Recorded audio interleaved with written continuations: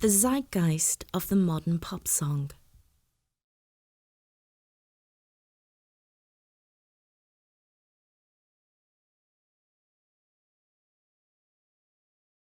It's been a wonderful experience working on a major practical songwriting project that has taken me through many phases of project development and given me a real insight into the world of modern pop music.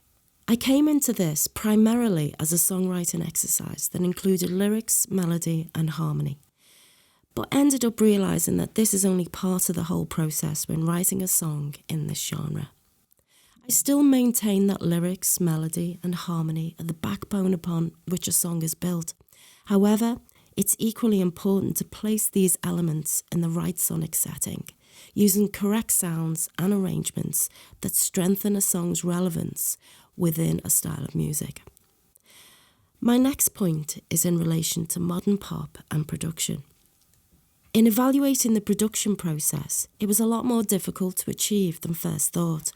Although the principles presented were conceptually clear, the undertaking of these tasks and application of the techniques were a lot more difficult. In order to achieve my goal, I set about doing as much of the practical stuff that I could: initial researching, analysis, then writing, recording, performing, and then making simple edits, etc. The difficulty came twofold. The first was with some of the technical minutiae, setting up effects and adjusting them in a manner that sounded correct. This was in particular reference to Austin Hull's videos, which on the surface seemed very effective and easy to do. However, to do this at speed whilst undertaking the project was very difficult. It was at this point I decided to get an engineer I'd worked with in the past called Steve Jones.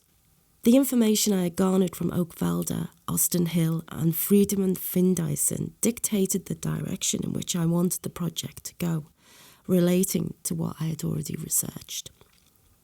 The second difficulty came in the form of the software.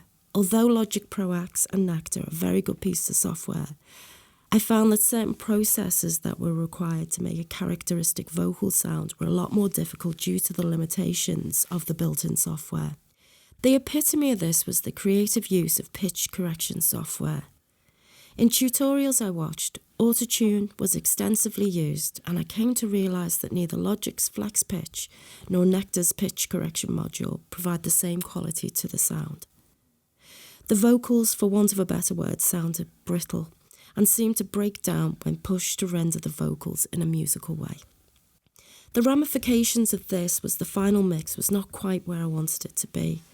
Could the lyrics, melody and harmony be adjusted? Yes, but the lack of quality effects became a hurdle for this type of music, where the sonic representation and production is in some ways just as important as the lyrics.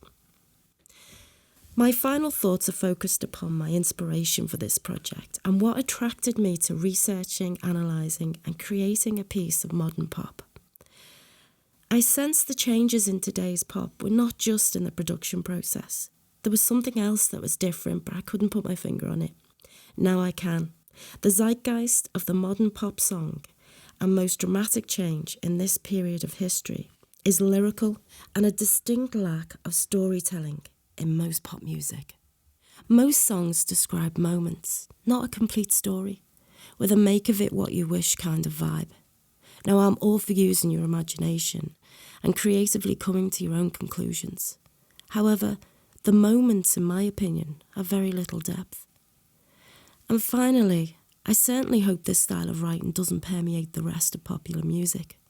Storytelling in music have always been a primary tool of expression, learning, and perhaps even teaching, to bring order and comfort into a somewhat confusing world.